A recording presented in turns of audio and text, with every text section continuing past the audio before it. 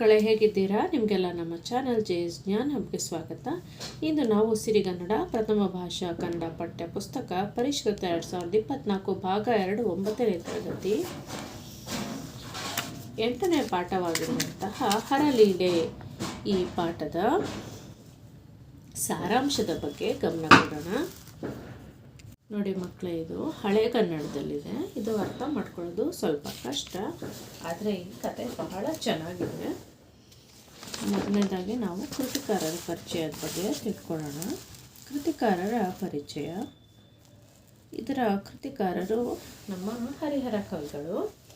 ಹರಿಹರನ ಕಾಲದ ಇವನ ಕಾಲ 1200ನೇ ಇಸ್ವಿಯಾಗಿದೆ. ಈತನ ಸ್ಥಳ ಹಂಪೆ. ಹಂಪೆಯ ವಿರೂಪಾಕ್ಷ ಇವನ ಆರಾಧ್ಯ ದೈವ. ವಿರೂಪಾಕ್ಷ ಅಂದರೆ ಈಶ್ವರನೇ. ಕನ್ನಡ ಸಾಹಿತ್ಯದಲ್ಲಿ ರಗಳೆ ಕಾವ್ಯ ಪ್ರಕಾರವನ್ನು ಜೀವಂತಗೊಳಿಸುವ ಸುಪ್ರಸಿದ್ಧ ಕವಿ ಇವನು. ರಗಳೆ ಕಾವ್ಯ ಅನ್ನೋ ಪ್ರಕಾರವನ್ನು ಜೀವಂತಗೊಳಿಸಿರುವಂಥ ಸುಪ್ರಸಿದ್ಧ ಕವಿ ಇವನ ಹರಿಹರನ ರಗಳೆಗಳು ಅಂತಾನೆ ಫೇಮಸ್ಸು. ಹರಿಹರನು ಪಂಪಾಶತಕ, ರಕ್ಷಶತಕ ಮತ್ತು ಮುಡಿಗೆಯ ಅಷ್ಟಕಗಳನ್ನು ವೃತ್ತ ಛಂದಸ್ಸಿನಲ್ಲಿ ರಚಿಸಿದ್ದಾನೆ. ಇವು ಮೂರನೇವನು ವೃತ್ತ ಛಂದಸ್ಸಿನಲ್ಲಿ ರಚಿಸಿದ್ದಾನೆ. ಗಿರಿಜಾ ಕಲ್ಯಾಣ ಪ್ರೌಢ ಚಂಪು ಪರಂಪರೆಯಲ್ಲಿ ರಚಿತವಾಗಿರುವ ಕಾವ್ಯ. ಗಿರಿಜಾ ಕಲ್ಯಾಣ ಅನ್ನೋದು ಪ್ರೌಢ ಚಂಪು ಪರಂಪರೆಯಲ್ಲಿ ರಚಿತವಾಗಿರುವಂತಹ ಕಾವ್ಯವಾಗಿದೆ. ಕನ್ನಡ ಸಾಹಿತ್ಯ ಚರಿತ್ರೆಯಲ್ಲಿ ಮಹತ್ವದ ಸ್ಥಾನ ಗಳಿಸಿರುವುದು ರಗಳೆ ಕಾವ್ಯದ ಮೂಲಕ. ನೋಡಿ, ಕನ್ನಡ ಸಾಹಿತ್ಯ ಚರಿತ್ರೆಯಲ್ಲಿ ಮಹತ್ವದ ಸ್ಥಾನ ಗಳಿಸಿರುವುದು ರಗಳೆ ಕಾವ್ಯದ ಮೂಲಕ. ಶಿವಶರಣರನ್ನು ಸ್ತುತಿಸಲು ಮಾತ್ರ ಕಾವ್ಯಶಕ್ತಿಯನ್ನು ಬಳಸಬೇಕಲ್ಲದೆ ಮಾನವರಿಗಾಗಿ ಅಲ್ಲವೆಂಬ ಸಂಪ್ರದಾಯವನ್ನು ಕನ್ನಡ ಸಾಹಿತ್ಯದಲ್ಲಿ ರೂಢಿಗೆ ತಂದಿರುವಂತಹವನು ಹರಿಹರನಾಗಿರ್ತಾನೆ. ಶಿವಶರಣರಂದರೆ ಶಿವನನ್ನು ಆರಾಧಿಸೋರನ್ನು ಸ್ತುತಿಸಲು ಅಂದರೆ ಹೊಗಳಲಿಕ್ಕೆ ಮಾತ್ರ ಕಾವ್ಯಶಕ್ತಿಯನ್ನು ಯೂಸ್ ಮಾಡಬೇಕು, ಮಾಮೂಲಿ ಮನುಷ್ಯರಿಗಲ್ಲ ಅಂತ ಇವನು ಆ ಸಂಪ್ರದಾಯವನ್ನು ಕನ್ನಡ ಸಾಹಿತ್ಯದಲ್ಲಿ ರೂಢಿಗೆ ತಂದ. ಕನ್ನಡ ಸಾಹಿತ್ಯದಲ್ಲಿ ಪ್ರಧಾನವಾಗಿದ್ದ ಚಂಪು ಕಾವ್ಯ ಪರಂಪರೆಯನ್ನು ಹಿಂದೆ ಸರಿಸಿ ಕನ್ನಡದಲ್ಲಿ ಚಂಪು ಕಾವ್ಯ ಪರಂಪರೆ ಬಹಳ ಫೇಮಸ್ ಆಗಿರುತ್ತೆ. ಇದನ್ನು ಹಿಂದೆ ಸರಿಸ್ಬಿಟ್ಟು ಶಿವಗಣದ ರಗಳೆಗಳನ್ನು ರಚಿಸುವ ಹೊಸ ಸಂಪ್ರದಾಯಕ್ಕೆ ನಾಂದಿ ಹಾಡಿದ. ಶಿವಗಣದ ರಗಳೆಗಳನ್ನು ರಚಿಸುವ ಸಂಪ್ರದಾಯಕ್ಕೆ ಇವನು ನಾಂದಿ ಹಾಡಿದ ಅಂದರೆ ಸ್ಟಾರ್ಟ್ ಮಾಡ್ದ. ಪಾದಗಳ ನಿರ್ಬಂಧವಿಲ್ಲದೆ ಈ ರಗಳೆಗಳಲ್ಲಿ ಕಥಾ ನಿರೂಪಣೆ ನಿರರ್ಗಳವಾಗಿ ಸಾಗುತ್ತದೆ. ಇದರಲ್ಲಿ ಪಾದಗಳ ನಿರ್ಬಂಧ ಇರುವುದಿಲ್ಲ. ಕಥೆಯ ನಿರೂಪಣೆಗೆ ಬಹಳ ಇಂಪಾರ್ಟೆನ್ಸ್ ಕೊಡ್ತಾರೆ ಇಲ್ಲಿ. ಕಥೆಯ ನಿರೂಪಣೆ ನಿರರ್ಗಳವಾಗಿ ಅಂದರೆ ಯಾವುದೇ ಅಡೆತಡೆಯಿಲ್ಲದಲ್ಲೇ ನಡೆಯುತ್ತೆ. ಹಾಗಾಗಿ ಇವನಿಗೆ ರಗಳೆ ಕವಿ ಅಂತಾನೆ ಹರಿಹರನನ್ನು ಕರೀತಾರೆ. ಇದು ಪರೀಕ್ಷೆ ಕೊಡ್ಬೋದು ಮಕ್ಕಳೇ. ರಗಳೆ ಕವಿ ಯಾರು ಅಂತ ನೀವು ಹರಿಹರ ಅಂತ ಬರೀರಿ. ಈತನ ಕೃತಿಗಳಲ್ಲಿ ಕೆಲವು ಸ್ಥಳಗಳಲ್ಲಿ ಪೂರ್ತಿಯಾಗಿ ಗದ್ಯದಲ್ಲಿದ್ದು ಭಕ್ತಿಭಾವ ಉತ್ಕಟವಾಗಿ ಮಾಡುತ್ತವೆ. ಇವನ ಕೃತಿಗಳಲ್ಲಿ ಕೆಲವು ಸ್ಥಳಗಳು ಪೂರ್ತಿಯಾಗಿ ಗದ್ಯ ಇರುತ್ತೆ, ಪದ್ಯ ಇರೋದಿಲ್ಲ. ಸೊ ಗದ್ಯದ ಪೂರ್ತಿಯಾಗಿರುತ್ತೆ. ಮತ್ತು ಭಕ್ತಿಭಾವ ಉತ್ಕಟವಾಗಿ ಮಾಡೋದು. ಭಕ್ತಿಭಾವ ಇವನಲ್ಲಿ ಬಹಳ ಉತ್ಕಟವಾಗಿ ಅಂದರೆ ಬಹಳ ಭಕ್ತಿಭಾವದಲ್ಲಿ ಮುಳುಗೋಗಿರುತ್ತೆ ಇವನ ಕೃತಿಗಳಲ್ಲಿ ಅಂತ ಹೇಳ್ತಾ ಇದ್ದಾರೆ. ಸೊ ಈಗ ಮಕ್ಕಳೇ, ಈ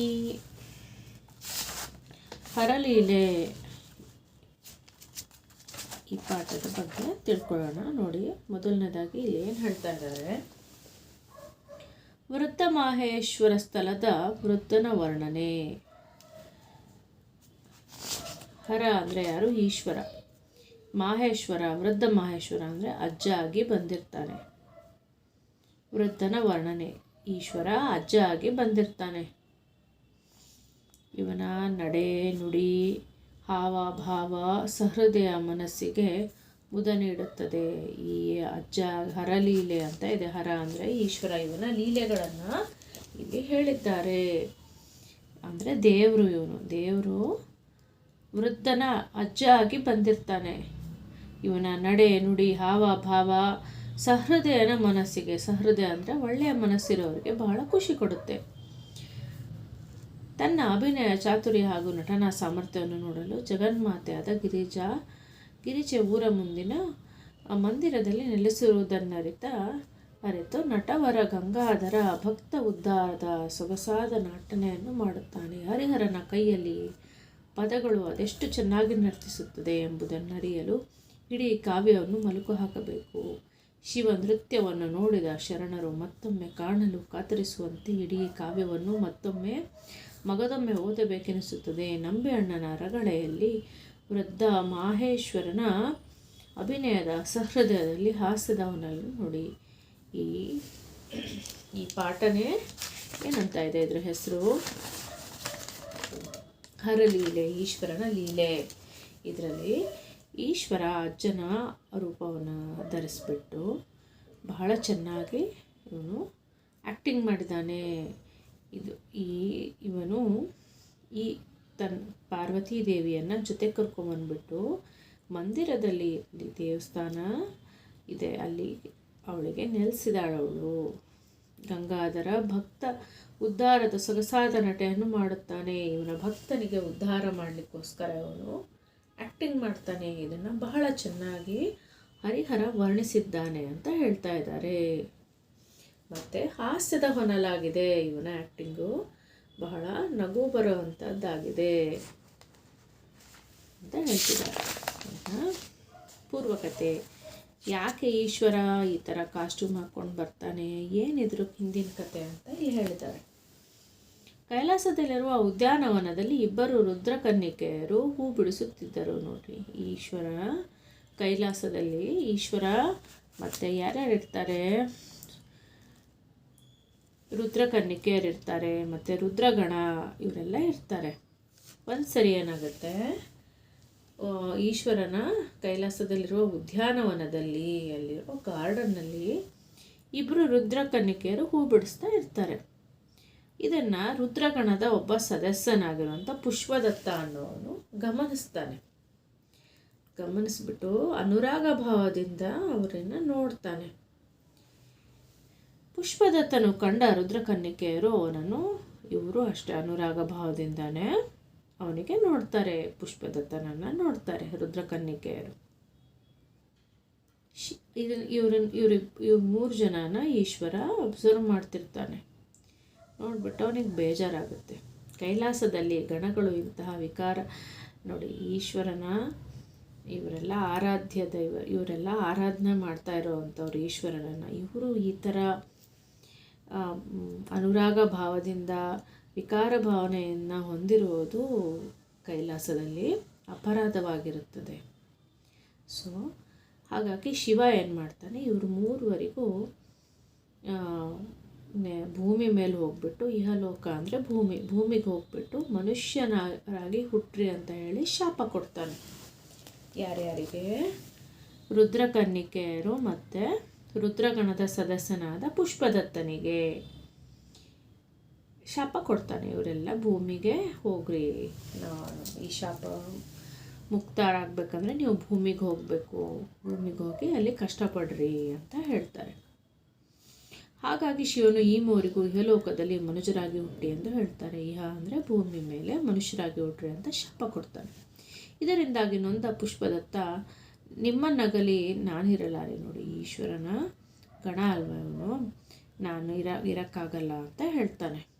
ಬೇಜಾರು ಮಾಡ್ಕೊಂಡ್ಬಿಟ್ಟು ನಾವೆಂಥ ಕೆಲಸ ಮಾಡಿಬಿಟ್ವಿ ಅಂತ ಹೇಳಿ ಪುಷ್ಪದತ್ತಂಗೆ ಬೇಜಾರಾಗ್ಬಿಟ್ಟು ಈಶ್ವರನ ಹತ್ರ ಹೇಳ್ತಾನೆ, ನಿಮ್ಮನ್ನಾಗಲೇ ನಾವಿರಲಾರೆರೋ, ದಯವಿಟ್ಟು ನನ್ನ ತಪ್ಪನು, ದಯವಿಟ್ಟು ಈ ಥರ ನಾನು ಅನುರಾಗ ಭಾವದಿಂದ ಇವರಿಬ್ಬರಿಗೆ ನೋಡಬಾರ್ದಾಗಿತ್ತು, ರುದ್ರಕನ್ಯರನ್ನು ಕ್ಷಮಿಸ್ಬಿಡಿ ಅಂತ ಕೇಳ್ತಾನೆ.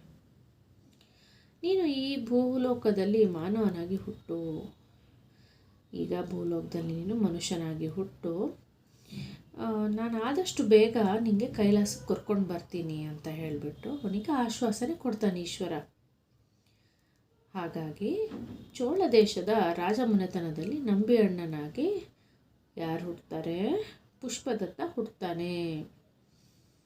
ಪರವೇ ಸಂಕಿಲಿಯರಾಗಿ ಪರವೇ ಮತ್ತು ಸಂಕಿಲಿ ಅನ್ನೋರಾಗಿ ರುದ್ರಕನ್ಯೆಯರು ಕೂಡ ಹುಡ್ತಾರೆ. ಅಂದರೆ ಇಲ್ಲಿ ಶಾಪಗ್ರಸ್ತರಾಗ್ಬಿಟ್ಟು ಕೈಲಾಸದಲ್ಲಿ ಭೂಮಿಗೆ ಬಂದು ಇವರ ಶಾಪವನ್ನು ಕಳ್ಕೊಳ್ಳಿಕ್ಕೆ ಮನುಷ್ಯರಾಗಿ ಹುಡ್ತಾರೆ. ಸೊ ಇವರನ್ನು ಕರ್ಕೊಂಡು ಹೋಗಲಿಕ್ಕೆ, ಶಾಪ ವಿಮುಕ್ತಿ ಆದಾಗ ಇವರನ್ನು ಕರ್ಕೊಂಡು ಹೋಗಲಿಕ್ಕೆ ಈಶ್ವರ ಅಜ್ಜನ ವೇಷ ಧರಿಸ್ಬಿಟ್ಟು ಬಂದು ಮದುವೆ ಮನೆಯಲ್ಲಿ ರಾದ್ದಾಂತಗಳನ್ನು ಮಾಡ್ತಾನೆ. ಈ ರಾದ್ದಾಂತಗಳೇ ಹೀಗೆ ಅಂದರೆ ಇದು ಕಾಮಿಡಿಯಾಗೂ ಇರುತ್ತೆ, ಭಾಳ ನಟನೆ ನಟನಾ ಸಾಮರ್ಥ್ಯ ಈಶ್ವರ ನೋಡಿ, ಈಶ್ವರ ತನ್ನ ಭಕ್ತರಿಗೋಸ್ಕರ ಏನು ಬೇಕಾದರೂ ಮಾಡ್ತಾನೆ ಅನ್ನೋದಕ್ಕೆ ಈ ಘಟನೆ ನಿದರ್ಶನವಾಗಿದೆ. ಸೊ ಈಗ ಸಾರಾಂಶದ ಕಡೆ ಗಮನ ಕೊಡಿ. ಈಗ ಈ ಹರಲೀಲೆಯಲ್ಲಿ ಏನೇನಿದೆ ಅಂತ ಈಗಿದ್ರು ಹಿಂದಿನ ಕತೆ ಗೊತ್ತಾಯಿತು, ಈಶ್ವರ ಯಾಕೆ ಬಂದಿದ್ದಾನೆ ಏನು ಎಲ್ಲ ಪ್ರತಿಯೊಂದು ಗೊತ್ತಾಗಿದೆ. ಈಗ ಪಾಠವನ್ನು ಮೂವಿ ಥರ ಕೇಳಿಸ್ಕೊಳ್ಳೋಣ, ಆವಾಗ ಕ್ವಶನ್ ಆನ್ಸರ್ ಸಾಲ್ವ್ ಮಾಡಲಿಕ್ಕೆ ನಿಮ್ಗೆ ಅನುಕೂಲ ಆಗುತ್ತೆ. ಸ್ಟಾರ್ಟ್. ಹರಿಹರ ನಂಬಿಯಣ್ಣನ ರಗಳೆಯಿಂದ ಹರಲೀಲೆ ಪಾಠವನ್ನು ಆಯ್ದುಕೊಂಡಿದೆ. ಹರಿಹರ ನಂಬಿಯಣ್ಣ ಅನ್ನೋ ರಗಳೆಯಿಂದ ಹರಲೀಲೆಯನ್ನು ಆಯ್ಸ್ಕೊಂಡಿದ್ದೀವಿ. ಈ ಕೃತಿಯನ್ನು ತೀನಂ ಶ್ರೀಕಂಠಯ್ಯನವರು ಸಂಪಾದಿಸಿದ್ದು ಮೈಸೂರಿನ ಕಾವ್ಯಾಲಯದ ಪ್ರಕಾಶನವು ಹೊರತಂದಿದೆ. ನೋಡಿ, ಇದು ಭಾಳ ಹಳೆ ಕೃತಿ ಮಕ್ಕಳೇ, ಹರಿಹರ ಬರೆದಿರೋದು. ಇದನ್ನು ತೀನಂ ಶ್ರೀಕಂಠಯ್ಯನವರು ಸಂಪಾದಿಸಿದ್ದು ಮೈಸೂರಿನ ಕಾವ್ಯಾಲಯದಲ್ಲಿ ಪ್ರಕಾಶನವು ಹೊರತಂದಿದೆ. ಇಲ್ಲಿ ಕಾವ್ಯಾಲಯದಿಂದ ಈ ಬುಕ್ಕನ್ನು ಹೊರಗಡೆ ತಂದಿದ್ದಾರೆ. ಯಾರು? ಶ್ರೀಕಂಠಯ್ಯನವರು. ಓಕೆ, ಅಂದರೆ ನಮ್ಮ ಕನ್ನಡ ಸಾಹಿತ್ಯ ಎಷ್ಟೊಂದು ರಿಚ್ ಆಗಿದೆ, ಎಷ್ಟೊಂದು ಶ್ರೀಮಂತವಾಗಿದೆ ಅಂತ ನಾವು ತಿಳ್ಕೋಬೇಕು. ಗದ್ಯದ ಸಾರಾಂಶ. ಚೋಳ ದೇಶದ ಮಣಮಂದ ಪುತ್ತೂರಿನಲ್ಲಿ ನಂಬಿಯಣ್ಣನ ಮದುವೆಗೆ ಸಿದ್ಧತೆಗಳು ನಡೆದಿರುತ್ತವೆ. ಚೋಳ ದೇಶದ ಮಣಮಂದ ಪುತ್ತೂರಲ್ಲಿ ನಂಬಿಯಣ್ಣನ ಮದುವೆಯ ಸಿದ್ಧತೆ ನಡೆದಿರುತ್ತೆ. ಆಗ ನಂಬಿಯಣ್ಣನು ದೇವಲಗ್ನದ ಮುಹೂರ್ತದಲ್ಲಿ ಒಬ್ಬನೇ ಊರ ವನದೊಳಗೆ ಅತ್ಯಾನಂದಗೊಂಡು ವಿವರಿಸುತ್ತಿರುತ್ತಾನೆ. ನೋಡಿ, ನಂಬಿಯಣ್ಣ ಏನು ಮಾಡ್ತಾನೆ, ದೇವಲಗ್ನ ಮುಹೂರ್ತದಲ್ಲಿ ಒಬ್ಬನೇ ಊರು ಹೊರಗಡೆ ಇರೋ ವನದಲ್ಲಿ ಭಾಳ ಖುಷಿಯಾಗಿ ವಿಹರಿಸ್ತಾ ಇರ್ತಾನೆ. ವನದಲ್ಲಿ ಸಿಂಹಾಸನವನ್ನಿಟ್ಟು ವಿಲಾಸದಿಂದ ಭೂಮಿಯಲ್ಲೇ ಸುಂದರನೆನಿಸುವ ಸುಕುಮಾರನು ಕುಳಿತುಕೊಳ್ಳುತ್ತಾನೆ. ನೋಡಿ, ಅವನಿಗೆ ಮದುವೆ ಫಿಕ್ಸ್ ಆಗಿರುತ್ತೆ. ಇಡೀ ಭೂಮಿಯಲ್ಲೇ ನಾನೇ ಬಹಳ ಚೆನ್ನಾಗಿದ್ದೇನೆ, ಸುಂದರ ಸುಕುಮಾರನು ಕುಳಿತುಕೊಳ್ಳುತ್ತಾನೆ. ಇಲ್ಲಿ ವಿಹಾರ, ಇವನು ವನದಲ್ಲಿ ಸುತ್ತಾಡ್ತಾ ಇರ್ತಾನೆ ಮತ್ತು ಅಲ್ಲಿರುವ ಸಿಂಹಾಸನವನ್ನು ಕೂತ್ಕೊಂಡ್ಬಿಟ್ಟು ಏನು ಮಾಡ್ತಾನೆ, ನೈದಿಲೆಯರನ್ನು ನೋಡುತ್ತಾ, ಚಕೋರ ಪಕ್ಷಿಗಳನ್ನು ಕಾಣುತ್ತಾ, ರಸವತ್ತಾದ ಹಣ್ಣುಗಳನ್ನು ಹುಡುಕುತ್ತಿರುವ ಗಿಣಿಗಳ ಸಮೂಹವನ್ನು, ಹೂವಿನ ಮಕರಂದವನ್ನು ಹೀರಲು ಒಣಸುತ್ತಿರುವ ದುಂಬಿಗಳನ್ನು ನೋಡುತ್ತಾ ಕೊಂಡಾಡುತ್ತಿದ್ದನು. ನೋಡಿ, ಮದುವೆ ಫಿಕ್ಸ್ ಆಗಿರುತ್ತೆ ನಂಬಿಯಣ್ಣನಿಗೆ. ಸೊ ಆ ಖುಷಿಯಲ್ಲಿ ವನದಲ್ಲಿ ಒಂದು ಸಿಂಹಾಸನದಲ್ಲಿ ಕುಳಿತುಕೊಂಡು ಪ್ರಕೃತಿಯನ್ನು ಆಸ್ವಾದಿಸ್ತಾ ಇರ್ತಾನೆ. ಹೀಗೆ ಮನದೊಳಗೆ ಹಾಡುತ್ತಾ ಮೊದಲಿಂದ ನಲಿಯುತ್ತಿದ್ದನು. ಸುಕುಮಾರನು ಹೀಗೆ ವಿವಾಹ ತತ್ಪರನಾಗಿ ನಂಬಿಯಣ್ಣನನ್ನು ವನದೊಳಗಿದ್ದನು. ನೋಡಿ, ಮದುವೆ ಆಗೋ ಹುಡುಗ ನಂಬಿಯಣ್ಣ ಖುಷಿಯಾಗಿ ವನದಲ್ಲಿ ಹಾಡ್ತಾ ಕೂತಿರ್ತಾನೆ, ಪ್ರಕೃತಿಯನ್ನು ಆಸ್ವಾದಿಸ್ತಾ. ಓಕೆ, ಈಗ ಅದೇ ಸಮಯದಲ್ಲಿ ಕೈಲಾಸದಲ್ಲಿ ಇದನ್ನೆಲ್ಲ ಮೇಲ್ಗಡೆ ಈಶ್ವರ ನೋಡ್ತಾ ಇರ್ತಾನೆ. ಇವನು ಶಾಪಗ್ರಸ್ತ ಅಲ್ವಾ ಇವನು? ಸೊ ಇವನು ಭಕ್ತ ತಾನೇ, ಶಿವಗಣದಲ್ಲಿರೋ ಇವನು ಹುಡುಗ ಭಕ್ತ. ಇವನಿಗೆ ಅಬ್ಸರ್ವ್ ಮಾಡ್ತಾ ಇರ್ತಾನೆ ಈಶ್ವರ. ಕೈಲಾಸದಿಂದ ನೋಡ್ಬಿಟ್ಟು ಏನು ಹೇಳ್ತಾನೆ, ವಿರೂಪಾಕ್ಷೇಶ್ವರನಾದ ಶಿವನು ಪಾರ್ವತಿಗೆ ಹೇಳ್ತಾನೆ. ಪಾರ್ವತಿಗೆ ಏನು ಹೇಳ್ತಾನೆ, ಗಿರಿಜೆಗೆ, ದೇವಿ ಕೇಳು, ನೋಡು ದೇವಿ, ನನ್ನ ರುದ್ರಗಣದ ಸದಸ್ಯಗಳಲ್ಲಿ ಒಬ್ಬನಾಗಿದ್ದ ಪುಷ್ಪದತ್ತ. ನೋಡಿ, ಪುಷ್ಪದತ್ತ ಆಗಿದ್ದ ಅಲ್ವಾ ಫಸ್ಟ್ ಅವನು ಭೂಲೋಕದಲ್ಲಿ ನಂಬಿಯಣ್ಣನಾಗಿ ಹುಟ್ಟಿದ್ದಾನೆ.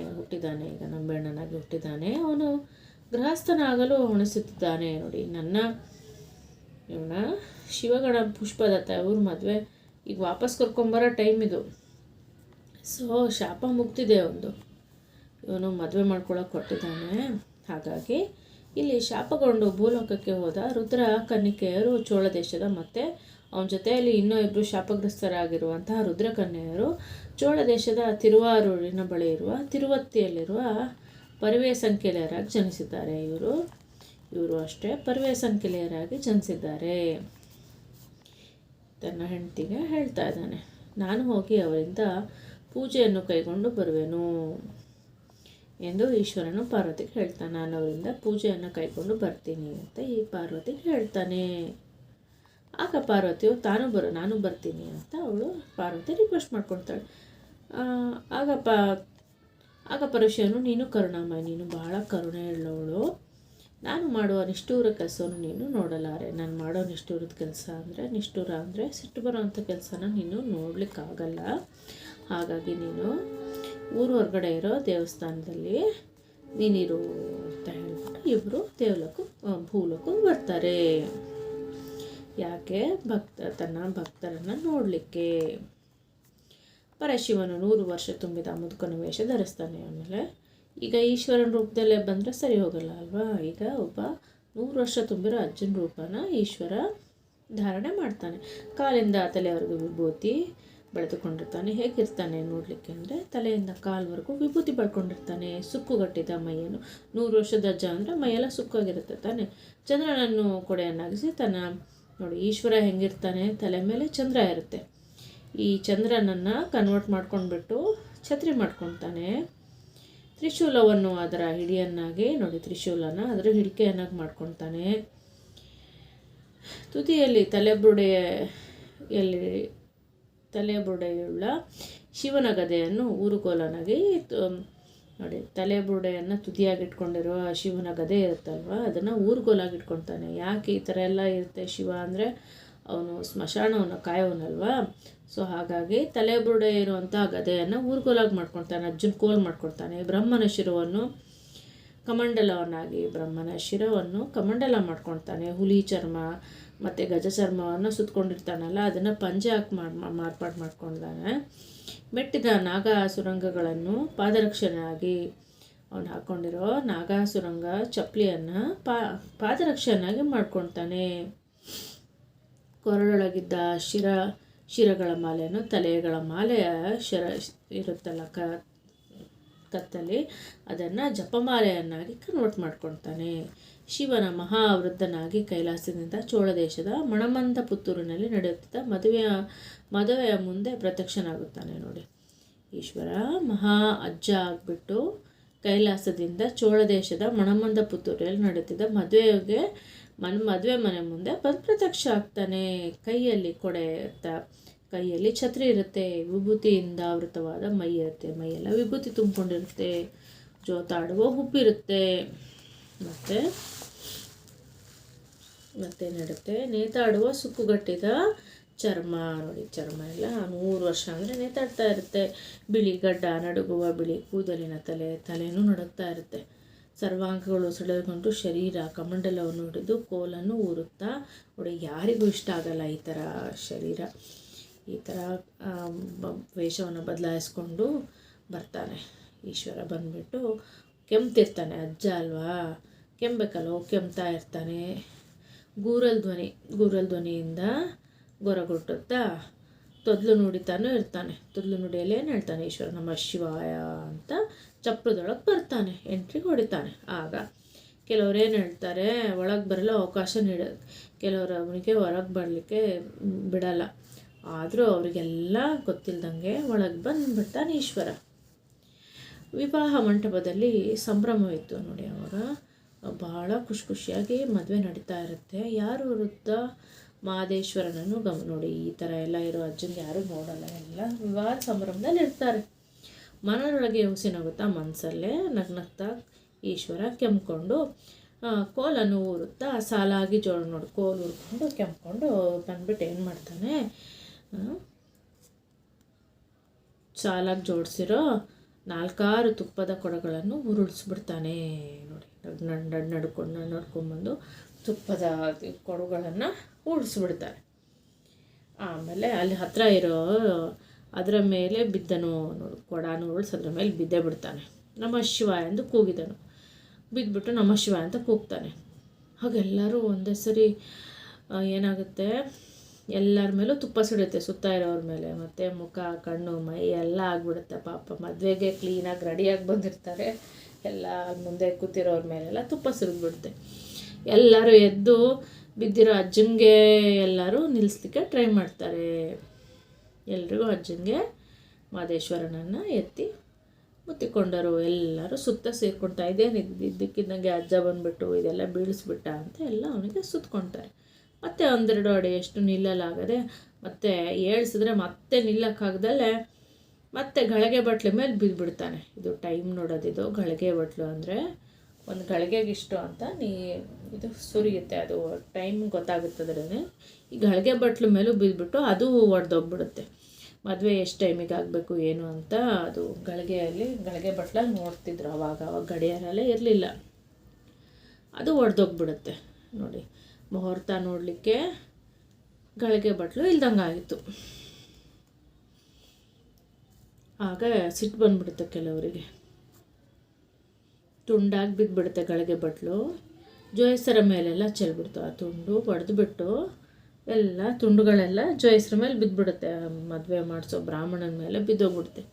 ಬಿದ್ದಿದ್ದ ವೃದ್ಧ ಮಾದೇಶ್ವರನಿಗೆ ನೋಡಿ, ಅಜ್ಜಂಗೆ ಈ ಕಡೆ ಪನಿಷ್ಮೆಂಟ್ ಕೊಡೋಂಗೂ ಇಲ್ಲ, ಬೈಯಂಗೂ ಇಲ್ಲ. ಹಣ್ಣು ಮುತ್ಕ. ಕೆಲವರು ಬೈಯೋರು ಬೈತಾನೇ ಇದ್ದಾರೆ ನೋಡಿ. ಕೆಲವರು ಕೋಪಗೊಂಡು ಈ ವೃದ್ಧನಿಂದ ತುಪ್ಪದ ಗಡಿಗೆಗಳು ಹೊಡೆದು, ಈ ಅಜ್ಜನ ಕಾಲದಲ್ಲಿ ತುಪ್ಪದ ಗುಡಿಗೆ ಎಲ್ಲ ಹೊಡೆದು ವೃದ್ಧ ಬ್ರಾಹ್ಮಣನನ್ನು, ಮುಪ್ಪಿಗೆ ಮರುಳನನ್ನು ನೋಡಿ ಎಲ್ಲ ಬೈತಿದ್ದಾರೆ. ಮುಪ್ಪಿನ ಮರುಳ ಅಂದರೆ ಹುಚ್ಚ. ಬಡ ಗೋವಿನಂತಿರುವ ನೋಡಿ, ಬಡಕ್ಲು ಗೋವಂಗಿರೋ ಬ್ರಾಹ್ಮಣೇತಿಕಾರ ನಾನು ಒಳಗೆ ಬಿಟ್ಟವ್ರು. ಈ ಅಜ್ಜಂಗೆ ಯಾರು ಒಳಗೆ ಬಿಟ್ಟಿದ್ದು? ಬಡಕ್ಲ ಅಜ್ಜಂಗೆ, ಹುಚ್ಚಜ್ಜಂಗೆ ಅಂತ ಬೈಕೊಳ್ತಾರೆ. ಎಲ್ಲರೂ ಸಿಟ್ಟಾಗ್ತಾರೆ ಒಂದಷ್ಟು ಜನ. ಮತ್ತು ಇವನಿಂದ ಮದುವೆ ಮಂಗಳ ಕಾರ್ಯಕ್ಕೆ ಅಪಶಕನ ನೋಡಿ, ಒಳ್ಳೆ ಕಾರ್ಯಕ್ಕೆ ಅಪಶಕನ ತುಪ್ಪದ ಗಡಿಗೆ ಎಲ್ಲ ಒಡೆದೋಯ್ತು. ಆಮೇಲೆ ಇದು ಏನು ಟೈಮ್ ನೋಡೋಕ್ಕೆ ಇಟ್ಟಿರುವಂತಹ ಗಳಿಗೆ, ಏನಂತಾರೆ ಅದು, ಗಳಿಗೆ ಪಾತ್ರೆನೂ ಒಡೆದೋಯ್ತು. ಸೊ ಮಂಗಳ ಕಾರ್ಯ ಅಪಶಕ್ನ ಆಯಿತು. ಇವನ ಮಂಟಪದ ಹೊರಗಿರುವ ಚಪ್ಪರದಿಂದ ಆಚೆ ಇಟ್ಟು ಬಿಡಿ, ಎಲ್ಲರೂ ಈ ಚಪ್ಪರದಿಂದ ಮೊದಲು ಹೊರಗೆ ಕಳಿಸ್ರಿ ಅಂತ ಹೇಳ್ತಾರೆ. ಮತ್ತು ಹಾಗೆ ಹೇಳಿದ ತಕ್ಷಣ ಎಲ್ಲರೂ ಆ ಕಡೆ ಕರ್ಕೊಂಡು ಹೋಗಿ ಬಿಟ್ಬಿಡ್ತಾರೆ ಚಪ್ಪರದಿಂದ ಆಚೆ. ಆಗ ವೃದ್ಧನನ್ನು ಒಳಗೆ ಬಿಡಬೇಡಿ ಎಂದು ಹೇಳಿ ಬಾಗಿಲು ಗಟ್ಟಿಗೆ ಹಾಕ್ತಾರೆ. ಆದರೆ ಮತ್ತೆ ಅಜ್ಜ ಮದುವೆ ಮಂಟಪಕ್ಕೆ ಪ್ರತ್ಯಕ್ಷ ಆಗಿ ಬರ್ತಾನೆ. ಆವಾಗ ಗೊತ್ತಾಗುತ್ತೆ ಈ ಅಜ್ಜ ಸಾಮಾನ್ಯ ಅಜ್ಜ ಅಲ್ಲ, ಈಶ್ವರ ಇವನು ಅಂತ ಹೇಳಿ ಎಲ್ಲರೂ ಆಶ್ಚರ್ಯಚಕಿತರಾಗ್ತಾರೆ. ಇವನ ಕಿರುಕುಳ ಕೊಡುವವರಲ್ಲ ಇವರು, ಇವರು ಪವಾಡ ಪುರುಷರು, ತೊಂದರೆ ಕೊಡೋರಲ್ಲ ಅಂತ ಹೇಳಿ, ಅಸಾಧಾರಣ ಪುಣ್ಯ ಪುರುಷ ಅಂತ ಹೇಳಿ ಎಲ್ಲರೂ ಕೊಂಡಾಡ್ತಾರೆ. ಮಕ್ಕಳೇ, ಈ ಪಾಠದ ಸಾರಾಂಶ ನಿಮಗೆ ಅರ್ಥ ಆಗಿದೆ ಅಂತ ತಿಳ್ಕೊಳ್ತೀನಿ. ಈ ಪಾಠದ ಪ್ರಶ್ನೋತ್ತರಗಳನ್ನು ನಮ್ಮ ನೆಕ್ಸ್ಟ್ ವಿಡಿಯೋದಲ್ಲಿ ಎಕ್ಸ್ಪ್ಲೈನ್ ಮಾಡ್ತೀವಿ. ದಯವಿಟ್ಟು ನಮ್ಮ ಚಾನಲನ್ನು ಸಬ್ಸ್ಕ್ರೈಬ್ ಮಾಡಿಕೊಂಡು ಸಹಕರಿಸಬೇಕಾಗಿ ವಿನಂತಿ. ಮತ್ತು ಇದೇ ರೀತಿ ವಿಡಿಯೋಸ್ಗಾಗಿ ದಯವಿಟ್ಟು ವಿಡಿಯೋಸನ್ನು ನೋಡಿ ಚಾನಲನ್ನು ಸಬ್ಸ್ಕ್ರೈಬ್ ಮಾಡ್ಕೊಳ್ಳಿ, ಲೈಕ್ ಮಾಡಿ, ಶೇರ್ ಮಾಡಿ ಮತ್ತು ಸಹಕರಿಸಿ ಅಂತ ಕೇಳ್ಕೊಳ್ತಾ ಇದ್ದೀನಿ. ಧನ್ಯವಾದಗಳು.